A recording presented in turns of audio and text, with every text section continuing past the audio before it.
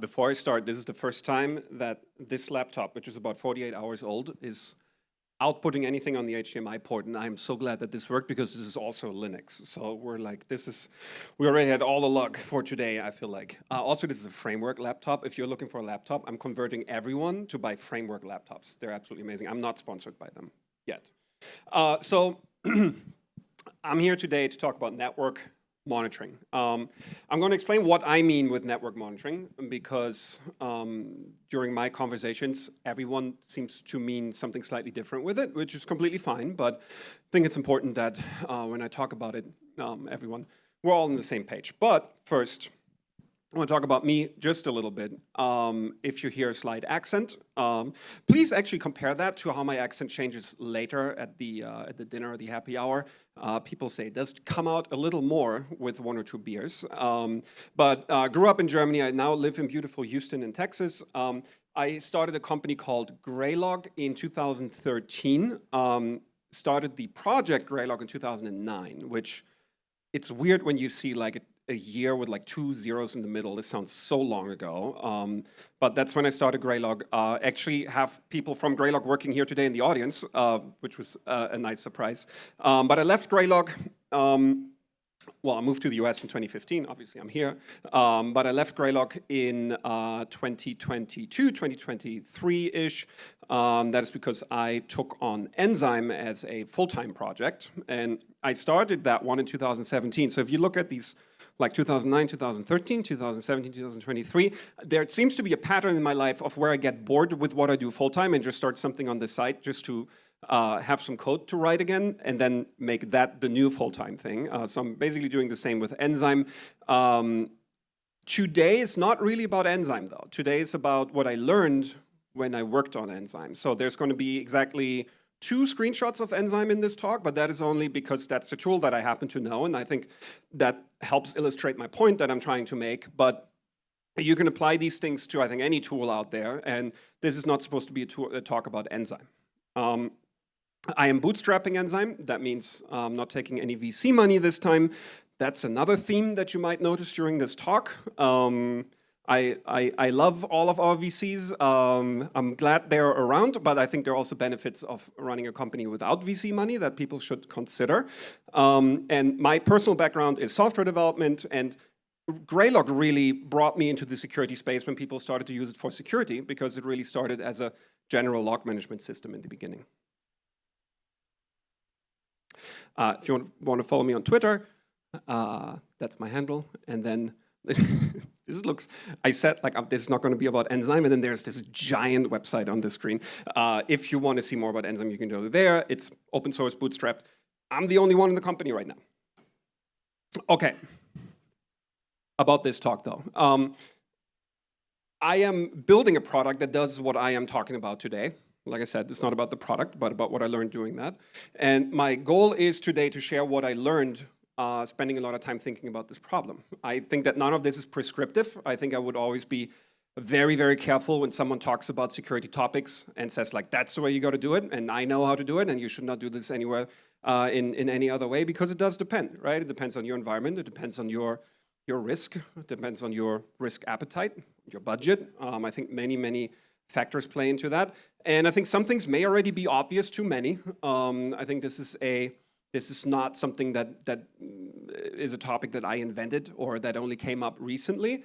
But I do think that some of those things, it might make sense to look at them maybe in a different light and context.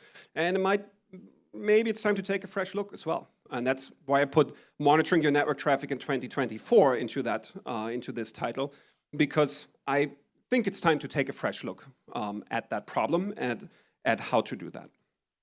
So my definition and the scope of this talk, just so you know what I'm talking about when I say network monitoring, is the reading, storing, and analyzing Ethernet traffic with an inline tap or a mirror port. So for most people, I think something like an IDS would come to mind, right? Like something reads the network traffic off the wire, does things with it so you get insights into what's happening on your network. This is what I mean with network monitoring.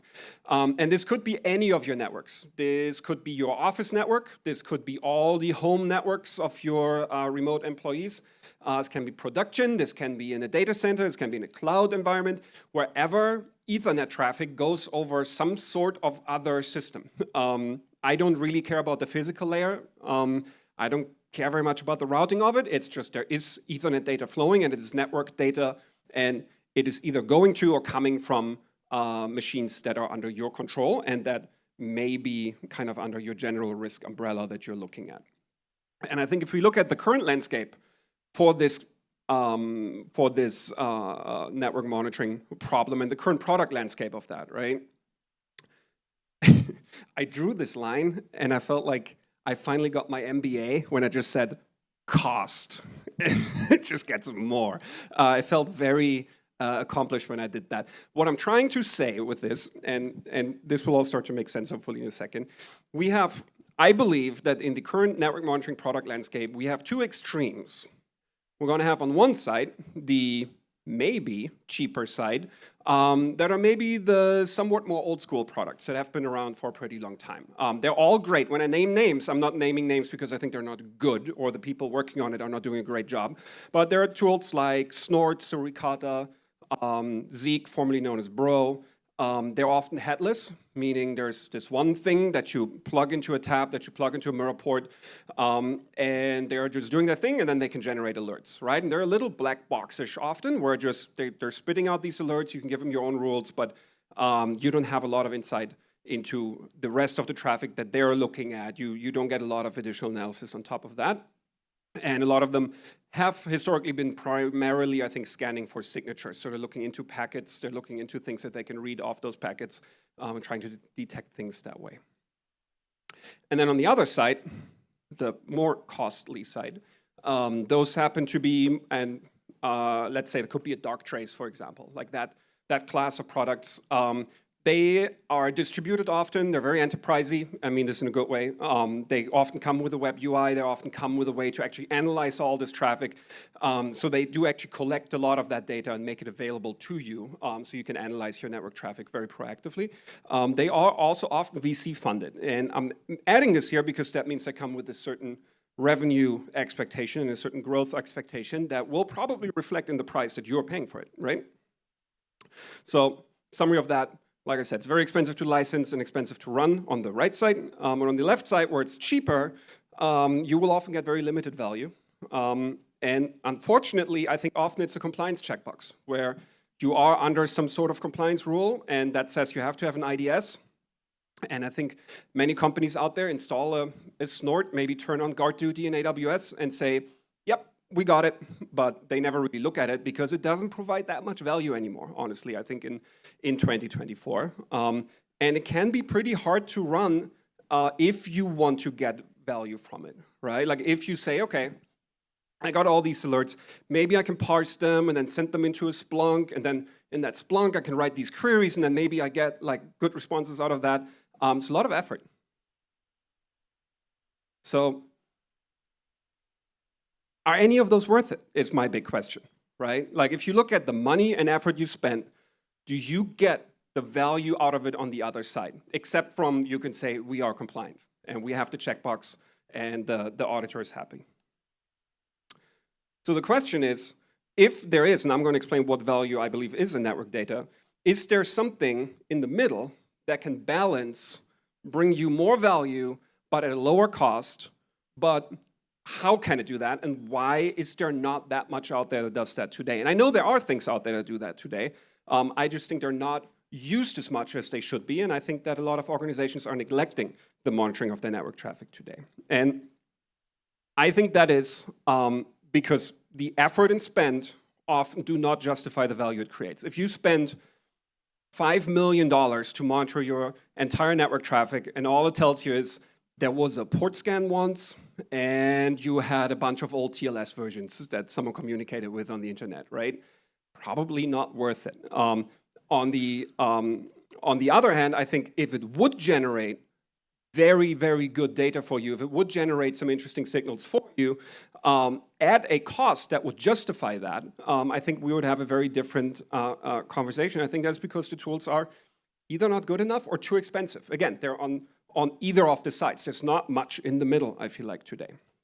And so now you have to justify that. If you find yourself in that situation, you have to either try to get the budget to run one of the very expensive tools and try to get some value out of it, even if you might know that it's not worth that money. So when I talk to people, I often hear, well, I have EDR, right? I don't need network monitoring, I have EDR. I monitor my endpoints. Or another very popular one, it's all encrypted anyways. What am I even going to look at, right? Like all my traffic is encrypted.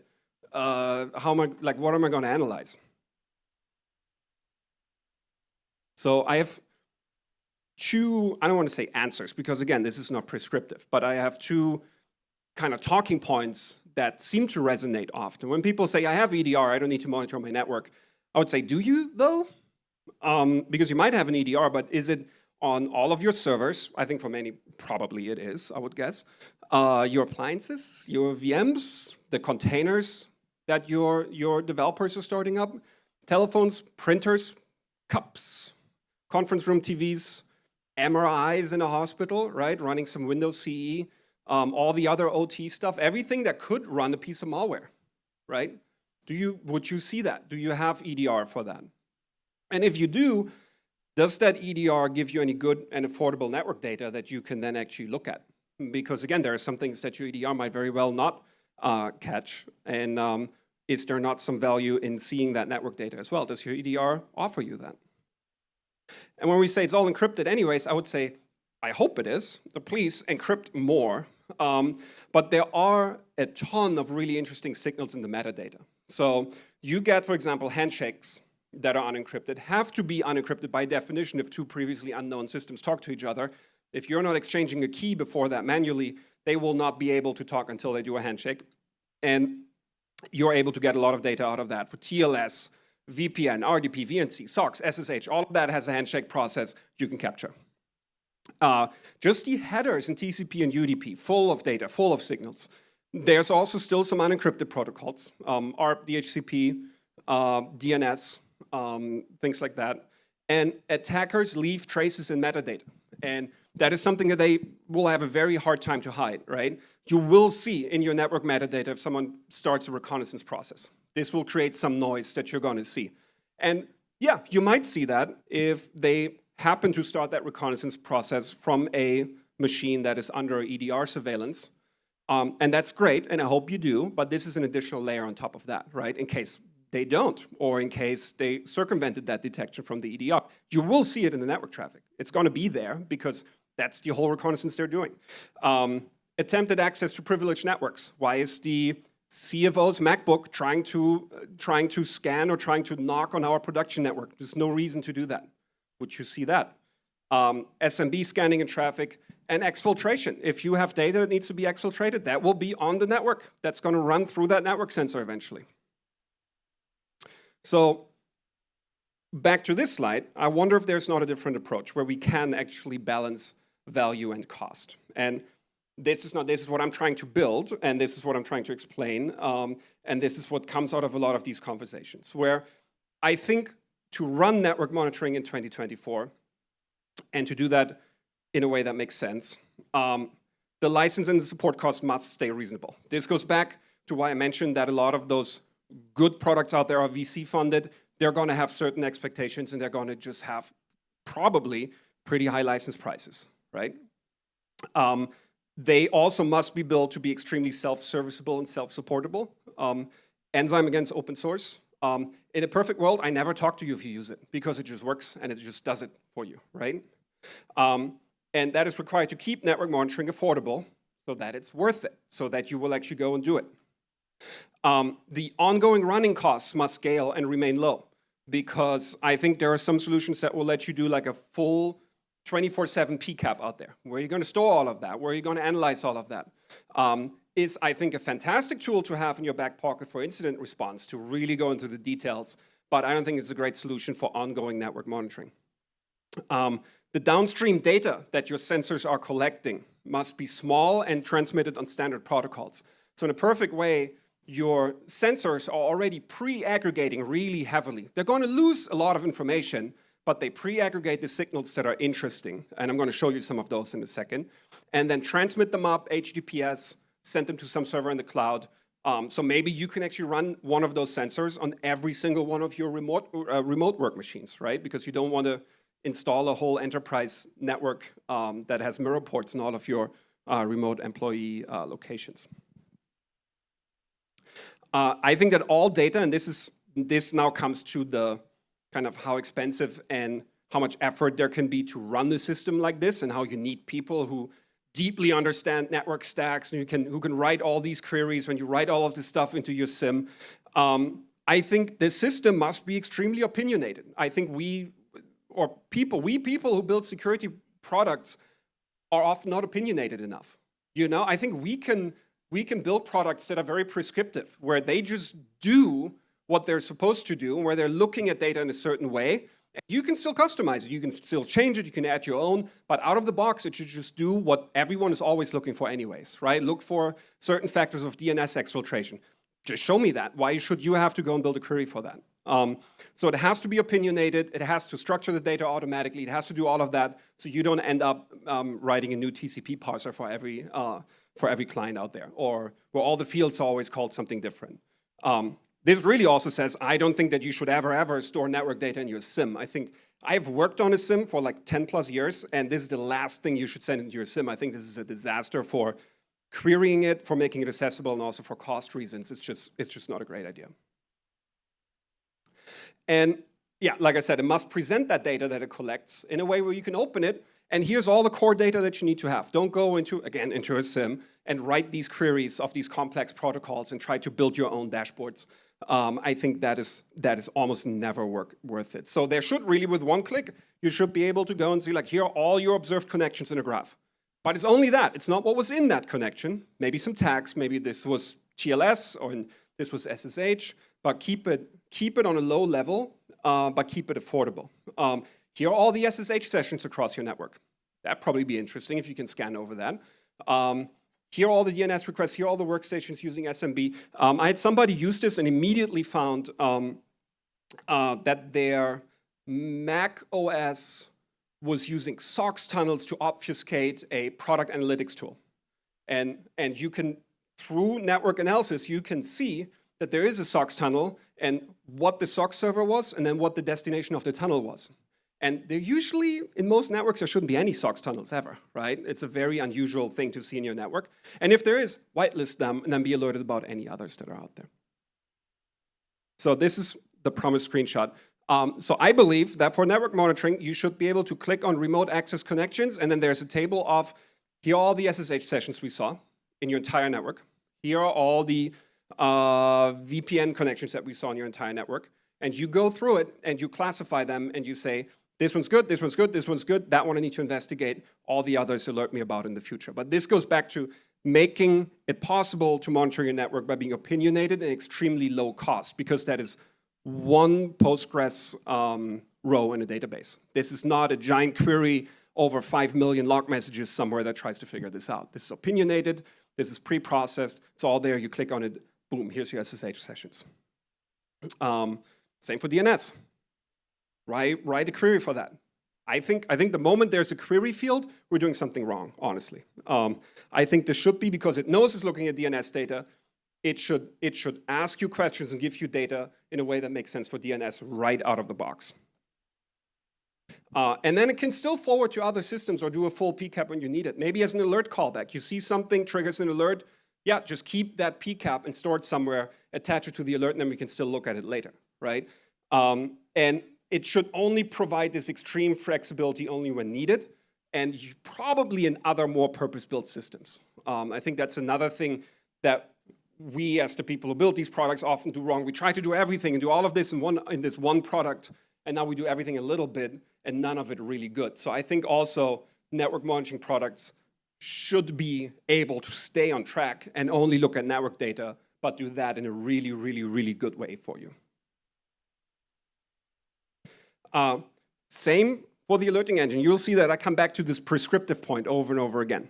Because it's not only the license cost and the storage cost, it's also the cost of what it takes to run a system like this and to analyze data in a system like this. And I've seen so many people putting their network data into a SIEM and ending up with these Splunk queries that really triggered me to look into, can we not do this in a better way? Where, I think I walked about this a little bit already, but some of these prescribed alerts could be, just alert me whenever there's a port scan. Alert me whenever a workstation tries to connect to a server. You tell the system, everything in this net is workstations, everything in that net is servers, and I know that these workstations are developer workstations, and then it should just alert you, or should give you at least an informational event that you can then decide to alert on later, that says, there was a developer machine that connected to the servers. Fine, they're probably supposed to do that. But then there was a normal workstation that tried to knock on one of the servers.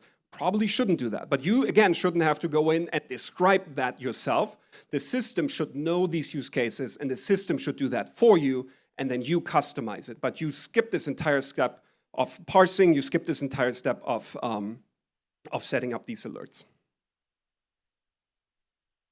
And so my summary in all of this is that network data is definitely full of very high-value signals. I've spent the last year writing parsers in Rust for all sorts of network protocols, and I am myself surprised over and over again of how much data is in this. And then I get a little, not angry, but I get a little disappointed that we're all not looking at this enough. And then I come back to, why are we not all looking at this? And now I'm on stage and rambling about it. Network data is extremely easy to collect because it's all standards. It's all standardized. You just plug the cable in, and the system can start to read all of that. Because if it wasn't standardized, the other side couldn't read it anyways, so then it's just garbage. Then why even collect it in the first place, right? So it should be so easy to collect, and somehow we make it so complicated. And I think that the existing tools are just not very good or very expensive. And because security is layered, I think this layer should be accessible to everyone. I'm not telling you, you do this so you don't need EDR anymore, right? Solve the problem. No, you should do both. You should absolutely be able to do both. Because you should have this additional layer, and I think right now it's just not accessible. And again, I look at this data all the time, and I think, man, this would be good if everyone had that. So I think, and this is really my summary, to enable all organizations, and not just the big banks and the giant companies out there that can afford to buy these really expensive tools, but all organizations to use network data to defend. I think we must make it affordable to do so. And I think this is where the product companies kind of failed all of us so far. And I think it's time for a shift in that space. And my goal for today was really just to maybe set an impulse to rethink that a little bit. And I'm around all day, and I would love to hear your thoughts about it. And I'm very open, and I'm very ready to hear other opinions on it. I surely have mine, I think, if you've just noticed. But I want to give this impulse to maybe reconsider what is in network data and how you can access that actually in your environment. I'm going to do that one again, if you want to follow me. And I think that's it. That was all my thoughts about network monitoring in 2024. And I think we have a few minutes for questions as well, if I'm not wrong. That's it. Any questions? Hey, do you have to break SSL for a tool like Enzyme to work properly? No, because it's all in the metadata and the handshakes. In fact, I do not want to break SSL, ever. I don't think anyone should do that. I think it just brings more security issues than what you get in value out of it. And also, it's another computing factor you have to do, obviously. And yeah, I don't want you to install like my root certificate all over your workstations to be able to do that. It is truly in the metadata. This is something, if you just open a Wireshark and just look at some of that traffic, and you just look at a TLS handshake, just the stuff that you can see, because Wireshark's not going to inspect your TLS traffic, right? Just the stuff you're going to see in the handshake, for example. Do that for some protocols. Do that for RDP, do that for VNC, do that when a team viewer connects, for SOCs. It is full of stuff. It's just hard to collect, I think, with the tools that are out there today. So the answer is, luckily, actually, no. You don't have to break that. Wonderful. Thank you.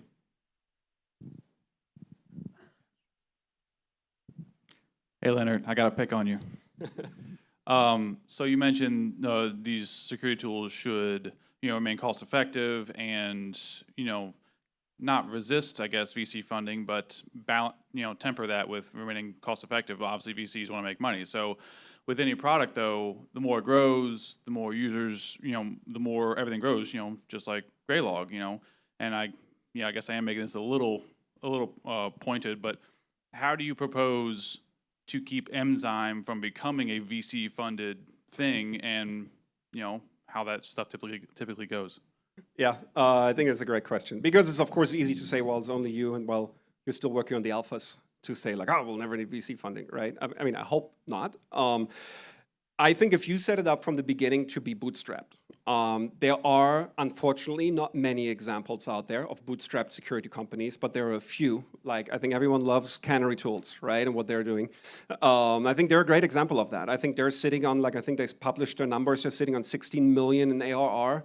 They have grown very sustainably. As far as I know, everyone who works there loves it, and the customers love it. Their website is not upsetting, because you can literally just use a slider, and then here's your price, and you can generate your own quote. You can do all this cool stuff, and actually, you have to actively break out of this mindset of thinking we need all this external money to grow.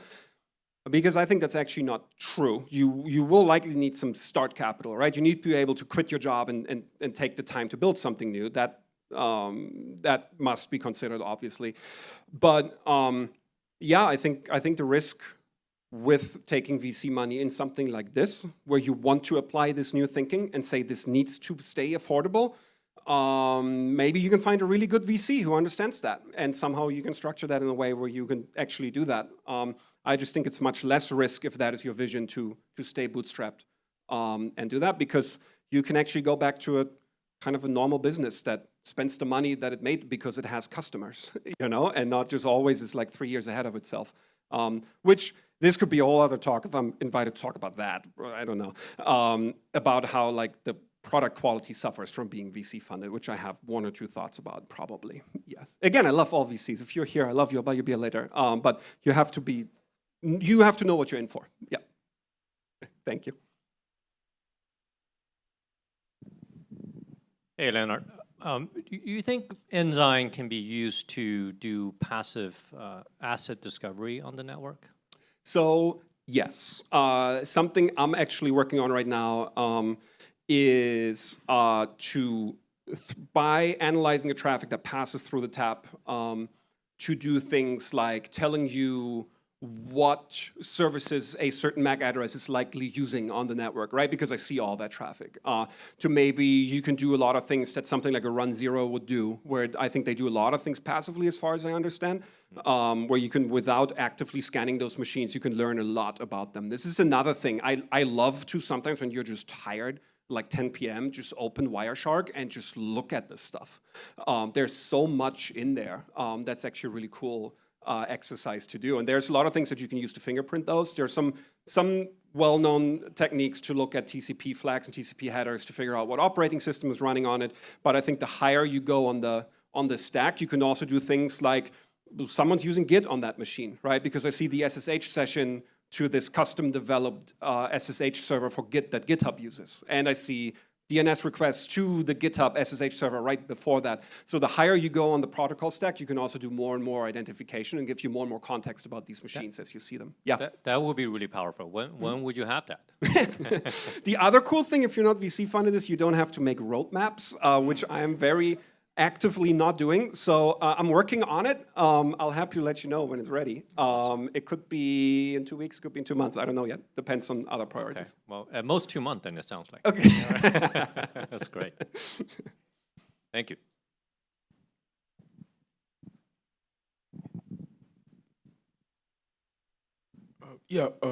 What makes your tool different from like a NetFlow or Zeek kind of like similar metadata collection systems? Yeah, it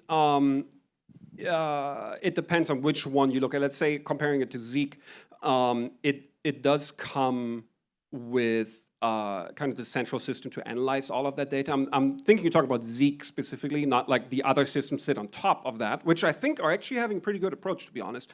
And it combines all of that into one system where you have to open the web interface, and it has these opinions and takes this opinionated prescriptive approach to save you a lot of time, instead of here's your DNS.log, and here's your HTTPS.log, and then you still have to care about where that goes and how to analyze it and what the structure of it is. It takes a much more prescriptive and opinionated approach, I think. But I think of all those tools that are kind of settled a little more on the left side, I think that Zeek is definitely one of the best, I would say. I think they're doing a great job. It's just Enzyme adds a little more on top of that. And also looks at Bluetooth data, Wi-Fi data. This is a whole different, that's what I talked about last year. But I think that's the first difference that come to mind. There are certainly more kind of smaller differences. There's multi-tenancy built in, things like that. It tries to be something that you install once, and then it does everything that you need, and you don't need to pivot into other systems if you don't want to. If that makes sense. Yep, thank you. Thank you. All right. Appreciate it. Get another round of applause for Lennart.